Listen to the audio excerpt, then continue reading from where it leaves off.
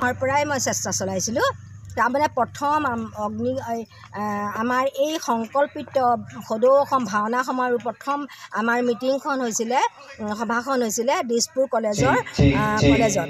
তেতিয়া মই আছিলোঁ আৰু লোক আছিলে। তেতিয়া মানে এটা আলোচনা হৈছিলে এখন স্মৃতি গ্ৰন্থ উলিয়াব। তেতিয়া আমাৰ প্ৰধান সম্পাদক নৱজ্যোতি হাজৰিকা ক'লে যে বাইদেউ আপুনি পাৰিব, আপুনি এই চেষ্টাটো দায়িত্বটো আপুনি গ্ৰহণ কৰক। তেতিয়া মই ক'লোঁ ৰ'বা, মোতকৈতো আৰু বহুত আছে অভিজ্ঞ, গতিকে তেওঁলোকৰ লগতো মই কথা পাতি চাওঁ।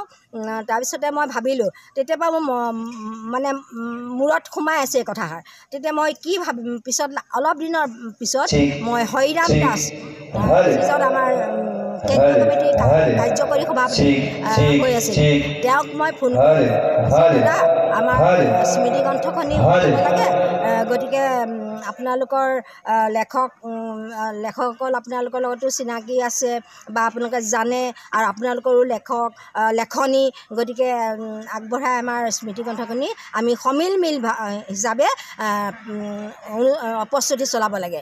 তেতিয়া মোক ক'লে কি, আপোনাক কোনে কৈছিলে, আপোনাক কোনে পাৰ্মিশ্যন দিছিলে? মই বোলো হা, মোক পাৰ্মিশ্যন দিব নালাগে কোনেও, কিন্তু কমিটিৰ মানুহে যেতিয়া ক'লে, আৰু তেতিয়াতো আপুনিও আছিলে, আৰু এজন সম্পাদকে যেতিয়া কৈছে, গতিকে তেওঁ মোক মোবাইলত লিখিও দিছে যে বাইদেউ আপুনি দায়িত্বটো লওকচোন, কোনেও দায়িত্ব নলয়। ঠিক আছে বোলো, মই দায়িত্ব ল'ম, কিন্তু তোমালোকে অলপ সহায় কৰিব লাগিব। কৈছে হ'ব বোলে, মই যিমান পাৰোঁ মই সহায় কৰিম। তেতিয়া মই হৰিৰাম দাসে মোক যেতিয়া এইষাৰ কথা ক'লে, আৰু এষাৰ কথা ক'লে যে আপোনাৰ ছিগনেচাৰটো জেৰক্স কৰি পঠিয়াই দিয়ক। আপোনাৰ স্মৃতিগ্ৰন্থখন প্ৰস্তুত কৰিবৰ কাৰণে আপুনি কেইজন সম্পাদনা কৰিছে?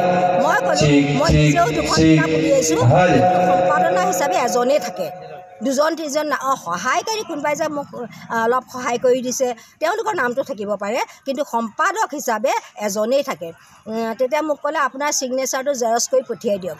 মই ছিগনেচাৰটো জেৰক্স কৰি পঠিয়াম, কেলৈ লাগে আপোনাক ছিগনেচাৰটো? তাৰপিছত এনেকুৱাবিলাক কথা আহিলে। আকৌ শুনিলোঁ এই কমিটিয়ে আমাক হেনো কৈছিলে বোলে মই 1 লাখ টকা দি মোক স্মৃতি গ্ৰন্থখনৰ সম্পাদন কৰিবলৈ মোক দিয়ক। এনেকুৱাও মই কথা শুনা পালোঁ। সেইবোৰ মই মোবাইলত ৰেকৰ্ডিং হৈ আছে। সময় হ'লে মই আপোনালোকৰ সমাজত মই ফ'ল' কৰিব পাৰোঁ, দেখুৱাব পাৰোঁ। এনেকুৱাবিলাক কথা যেতিয়া শুনিলোঁ, তেতিয়া মোৰ বৰ দুখ লাগিলে। এদিন মই খুব কান্দিলোঁ, কান্দি তাৰপিছত হে ভগৱান, এনেকুৱা মানুহনো পৃথিৱীত থাকেনে?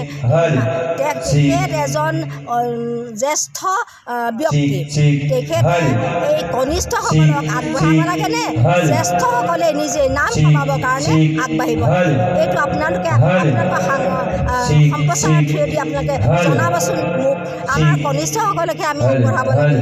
আমাৰ 2জন যুৱক আহিছে, দুগৰাকী যুৱতী আহিছে, তেওঁলোকক আমি আগবঢ়াই দিব লাগে। তেওঁলোকক নজনা কথাটো তেওঁলোকক শিকাই দিব লাগে।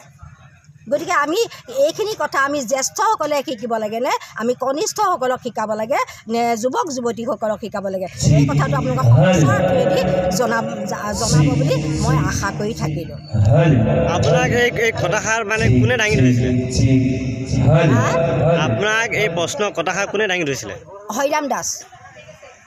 আপোনালোকৰ কিবা সহযোগী? কেন্দ্ৰীয় কমিটিৰ কাৰ্যকৰী সভাপতি।